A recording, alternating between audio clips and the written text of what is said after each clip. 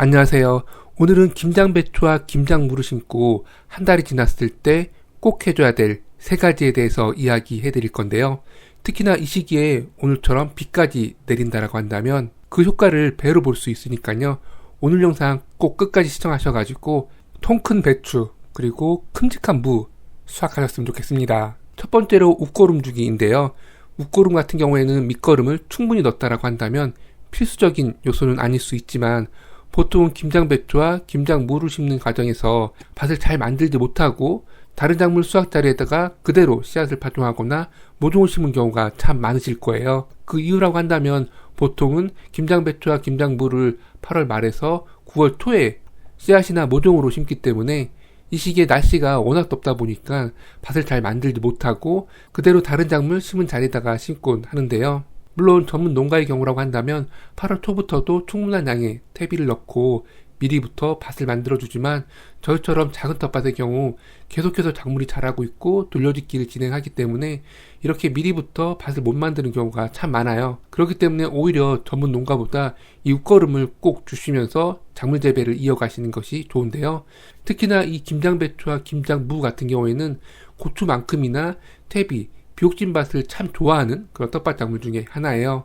재배 기간은 고추만큼은 길지 않지만 중간중간 웃거름을 주면서 재배한다라고 한다면 통 큰 김장배추 그리고 큼직한 무를 수확할 수 있으니까요. 지금 설명드릴 김장배추와 김장무 웃거름 주는 시기를 확인하신 이후에 꼭 웃거름을 주면서 이 두 작물을 재배해 나가셨으면 좋겠습니다. 김장배추와 김장무 언제 심으셨나요? 보통 김장배추와 김장무를 전국적으로 가장 많이 심어주는 시기 하게 되면 8월 말에서 9월 초가 되는데요. 이때 김장배추 같은 경우에는 모종으로 아주 심기를 진행하고요. 그리고 김장무 같은 경우에는 뿌리 작물이기 때문에 모종을 육류에서 옮겨 심기 하는 것이 아니라 바로 직파하는 그런 작물이에요. 혹시라도 모종을 구입해서 심었다라고 한다면 직파한 김장무보다는 매끈한 무를 수확하지 못할 가능성이 있기 때문에 이 점 감안하셔가지고 재배를 이어가셔야 되는데요. 바로 이렇게 8월 말에서 9월 초에 김장배추는 모종으로 그리고 김장무는 일반적으로 씨앗으로 파종을 진행하는데요. 1호부터 한 달 정도 지났을 때 보통은 4주에서 5주차 정도가 되었을 때 1차 웃거름을 주시면 되는데요. 계속 말씀드렸지만 밑거름을 충분히 넣고 미리부터 밭을 잘 만들어 주었고 두 작물이 다른 텃밭에 비해서도 더 풍성하게 잘 자라고 있다고 한다면 웃거름 주지 않아도 상관이 없으세요. 특히나 판매 목적이 아니기 때문에 무리하게 비료를 많이 주면서 이 두 작물을 키울 이유는 또 없거든요. 그렇지만 대부분의 경우에는 이때 1차 웃거름을 주는 것이 통 큰 김장배추 그리고 큼직한 무를 수확할 수 있는 조건을 만들어줄 수 있으니까요. 1차에서 2차, 많게는 3차까지도 이 웃거름을 주면서 재배를 하지만 생육 초기인 1차 웃거름이 가장 중요하다라고 할 수 있기 때문에 꼭 김장배추와 김장무를 심은 이후 한 달 정도 지났을 때 이 웃거름을 주면서 재배를 이어가시는 것이 바람직합니다. 그럼 이 웃거름을 어떻게 주면 좋을까요? 생육 초기이기 때문에 모종에서 한 뼘 정도 거리를 두고선 웃거름을 주시면 되는데요. 이때 웃거름 전용 비료가 있다라고 한다면 웃거름 전용 비료를 주시면 되고요. 웃거름 전용 비료라고 한다면 NK 비료라고 해가지고 질소, 인산, 가리 3대 영양소에서 인성분이 제외된 질소와 가리 성분이 포함된 웃거름 전용 비료가 따로 있거든요. 작은 텃밭의 경우라고 한다면 NK 비료, 웃거름 전용 비료가 없을 경우가 많을 것 같아서 보통은 웃거름 전용 비료가 없을 경우에는 그대로 복합 비료를 주세요 라고 말씀을 드리는데요. 그렇지만 전문 농가보다도 오히려 작은 텃밭에서 밑거름을 충분히 넣지 못하고 웃거름을 주면서 작물을 재배하는 경우가 더 많이 있기 때문에 NK 비료 한 포 정도를 구입해 가지고 작물을 이어가시면 참 좋으세요. 저희 경우에도 아주 큰 텃밭을 또는 전문적으로 농사를 짓지 않기 때문에 오히려 이 웃거름에 대한 고민을 더 많이 하면서 작물을 재배하기 때문에 이 NK 비료를 구입해가지고 작물 재배 과정에서 주고 있거든요. 물론 아주 작은 텃밭이라고 한다면 이 웃거름 전용 비료가 없다라고 한다면 복합 비료를 반줌 정도 넣어주시면 되고요. 이 또한도 없고 유기농으로 이 김장배추와 김장무를 재배하고 있다라고 한다면 일반 퇴비가 아닌 가스가 어느 정도 빠진 와숙 퇴비를 한 줌 정도 두둑 양쪽에다가 넣어주시면 좋습니다. 특히나 이렇게 비가 오는 날 웃거름을 주면 정말 좋은데요. 혹시라도 비가 오지 않은 상태에서 웃거름을 줬다라고 한다면 꼭 물주기도 함께 진행해 주신 것이 좋아요. 아마도 이렇게 김장배추와 김장무를 심고 한 달 차가 지났는데 딱 거기에 맞춰서 비가 오지 않았다라고 한다면 오늘 주제에서 가장 중요하게 다뤄야 될 부분이 바로 물주기였을 것 같아요. 그렇지만 이렇게 때마침 비가 오기 때문에 웃거름을 주면서 물론 인위적으로 물을 줄 이유는 없습니다. 특히나 지금 비가 전국적으로 오고 있고 꽤 많은 양의 강수량을 함유하고 있기 때문에 비가 소강 상태일 때를 이용해가지고 이때 웃거름을 주게 된다고 한다면 고온으로 또는 가뭄으로 조금 작았던 모종들이 폭풍 성장할 수 있는 조건을 만들어줄 수 있으니까요. 혹시라도 김장배추와 김장무를 심었는데 생육 초기에 너무 더워서 또는 지역별로 너무 가물어가지고 모종이 작고 그리고 건강 상태가 안 좋았다라고 한다면 더욱더 이 웃거름을 주셔가지고 자연비와 함께 김장배추와 김장무가 폭풍 성장할 수 있도록 해주셔야 됩니다. 두 번째로 풀뽑기인데요.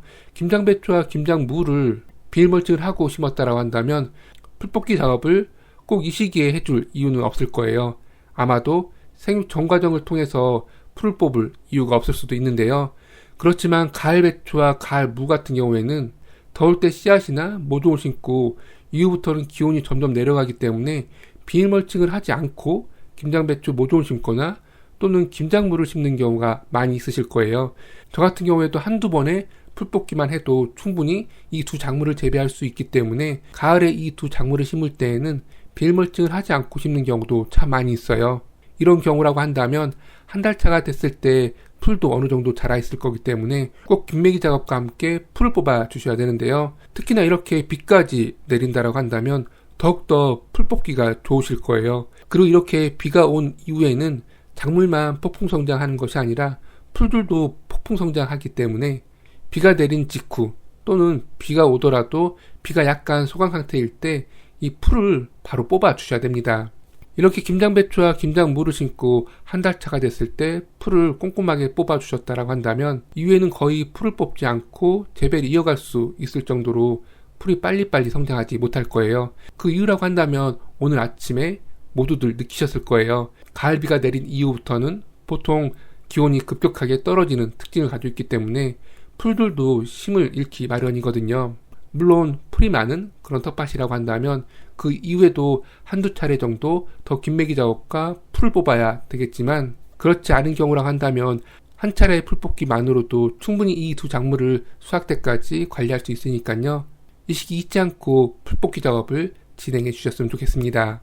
마지막으로 한냉사 씌우기인데요. 김장배추와 김장무 그렇게 쉬운 텃밭 작물이 아니에요. 그 이유라고 한다면 병해 같은 경우에는 오히려 날씨가 점점 추워지다 보니까 어느 정도 농사 경험이 없는 분들의 경우에도 무농약으로 이 병해를 어느 정도까지는 막을 수 있지만 충피 같은 경우에는 농약 없이는 이 두 작물을 심어 재배할 수 없을 정도로 피해가 극심한 텃밭 작물 중에 하나이거든요. 특히나 청벌레 피해가 많은 텃밭 작물 중에 하나이고 이 외에도 달팽이, 진딧물 피해까지 있는 텃밭 작물이기 때문에 선방제를 꼭 해주셔야 되는데요. 그런데 이 두 작물을 심고 한 달 차가 지났음에도 불구하고 선방제를 아직 해주지 못했다고 한다면 농약보다는 한냉사라도 씌워주시면 참 좋은데요.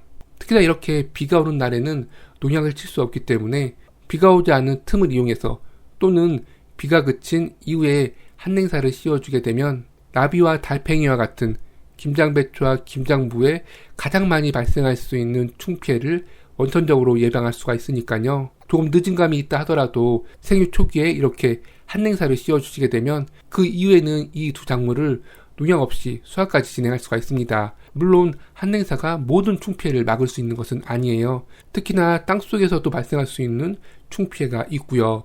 그리고 작은 벌레라고 한다면 이 한냉사를 씌워도 물론 벌레 피해는 발생하지만 한냉사를 씌운 것과 씌우지 않은 것의 차이가 확실히 있고 그리고 어느 정도의 수확량을 포기한다고 한다면 작은 텃밭에서는 이 한냉사가 유기농으로 작물을 재배하면서 벌레 피해를 막을 수 있는 최고의 선택지가 될 수 있습니다. 이렇게 해서 오늘은 김장배추 모종을 심고 그리고 김장무 씨앗을 파종하고 한 달 차가 지났을 때 꼭 해줘야 될 세 가지에 대해서 이야기해 보았는데요. 단순히 한 달 차가 지난 이유가 아니라 그 시기에 비까지 온다라고 한다면 더욱더 이 세 가지를 해주신 것이 좋기 때문에 이렇게 조금 급하게 영상을 촬영했어요. 아침에 일어나니까 정말 다른 때와는 달리 기온이 급격하게 내려가 있어서 텃밭 가꾸기 하기에 정말 좋은 기온으로 떨어져 있더라고요. 그렇기 때문에 이번 비를 잘 이용하셔가지고 다른 텃밭보다도 더 통 큰 김장배추 그리고 큼직한 김장무로 성장할 수 있는 조건을 만들어 주셨으면 좋겠습니다. 감사합니다.